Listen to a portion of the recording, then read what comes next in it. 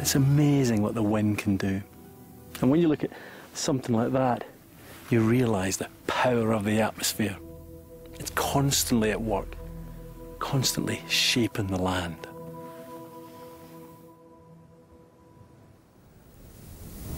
And this happens all over the planet.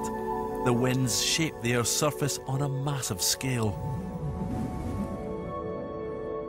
Where the winds blow relentlessly from one direction, they can carve giant ridges. They're called yardangs. These are in Iran.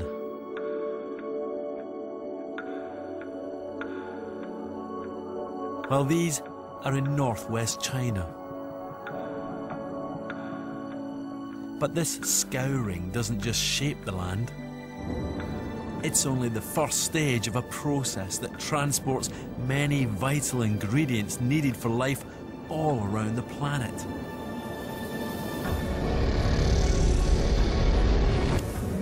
When the wind kicks up in the Sahara Desert, huge volumes of sand and dust, rich in nutrients and minerals, are lifted into the air to be blown out across the Atlantic.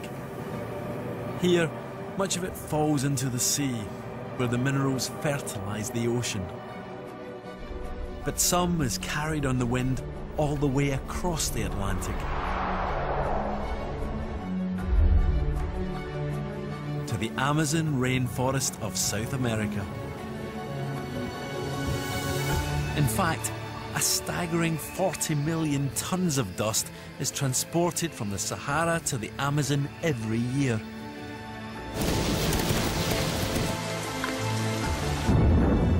Here, the rain washes it out of the atmosphere and onto the forests below, where it's a vital source of nutrients that keep the rainforest healthy.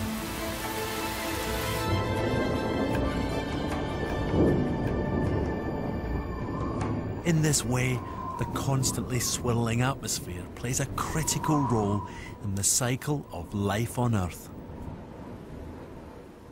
But this constant churning of the air around us is fundamental to how our planet works in another, much more direct way. It creates the weather. At the heart of everything is heat. All weather, from the gentlest breeze to the fiercest hurricane, is a result of heat moving in the atmosphere.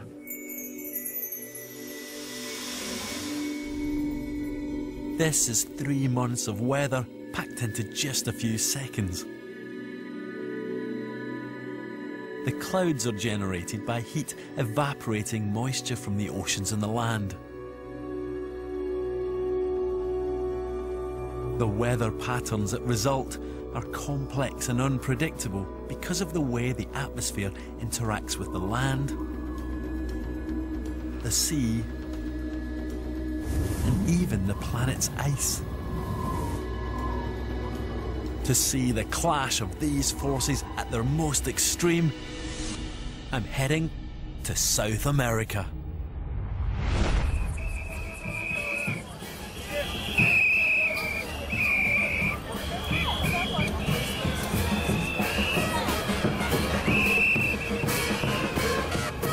This is the Festival de la Pachamama. It's a noisy celebration by villagers here in Purmamarca in Argentina. There's a serious business to this because this carnival is an offering. It's a request for a good harvest. And the god that they're pleading to is Pachamama, Mother Earth, controller of the weather.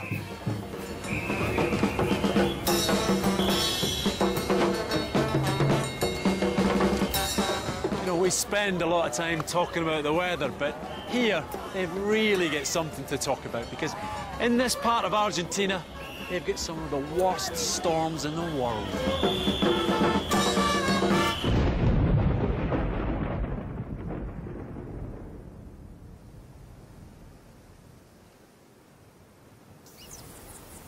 Scientists work out where the stormiest places in the world are by counting the number of lightning strikes in a year. It might not look like it, but this region is at the top of the league tables. It seems curious that the storms should be so bad here. This is such a peaceful landscape right now. But when you know the clues to look for, this has got everything you need to brew a really rip-roaring storm. This landscape is the perfect arena for two very powerful masses of air to clash, each with their own very different qualities.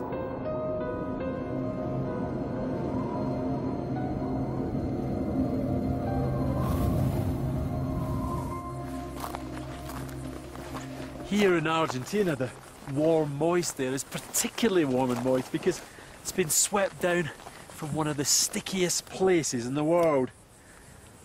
Just to the north of me here is the Amazon basin.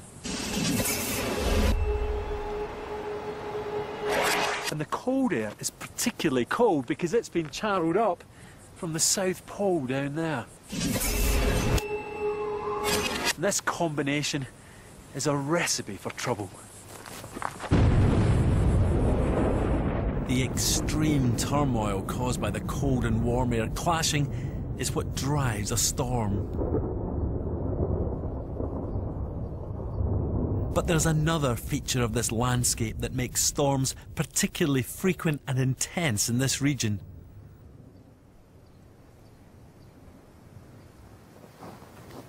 I'm in the foothills of one of the greatest mountain chains in the world, the Andes. These ramparts act as a kind of barrier, trapping this dangerous mixture of warm and cold air in the same place. And that thunder that you hear is because what's happening is as the cold and warm air masses mix, it's a clash of extremes. And this is a battleground.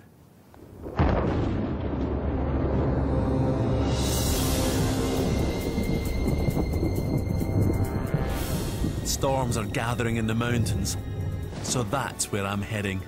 I'm hoping to see some of the lightning this region is famous for. The problem is, while the mountains make this area stormy,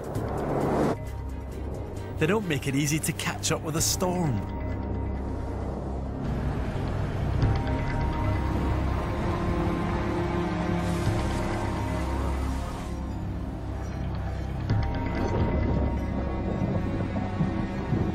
Right now, all I see is a black sky in front of me. It's just a wall of dark cloud and dust.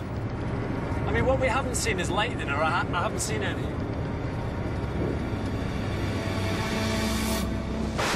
Look at that!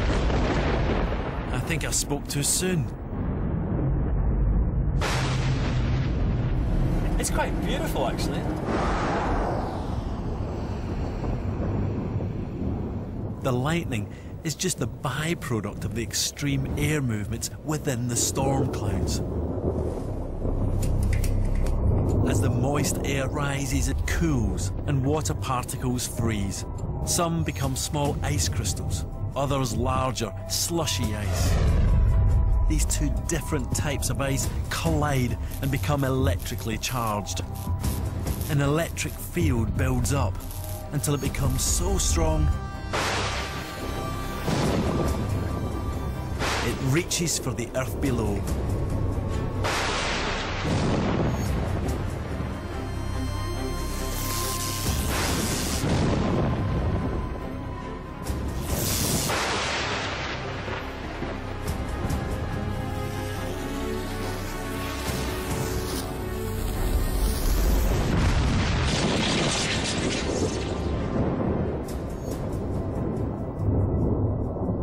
Far higher in the atmosphere is a much more elusive, much more exotic form of lightning.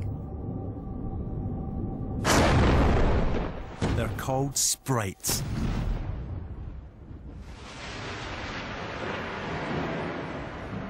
This is a type of lightning that doesn't strike down towards the ground, but instead reaches upwards, sometimes as far as 75 kilometers high into the mesosphere.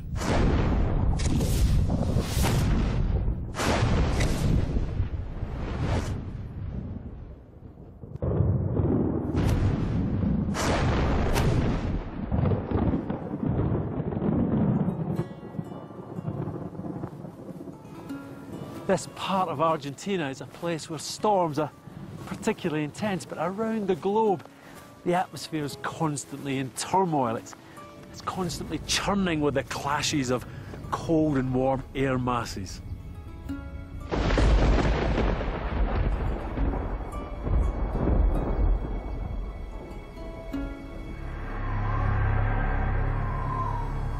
We've seen the power of the atmosphere to shape the planet and create the weather. But it's the relationship between the atmosphere and life that has made our planet unique in the solar system. To understand how this vital relationship evolved,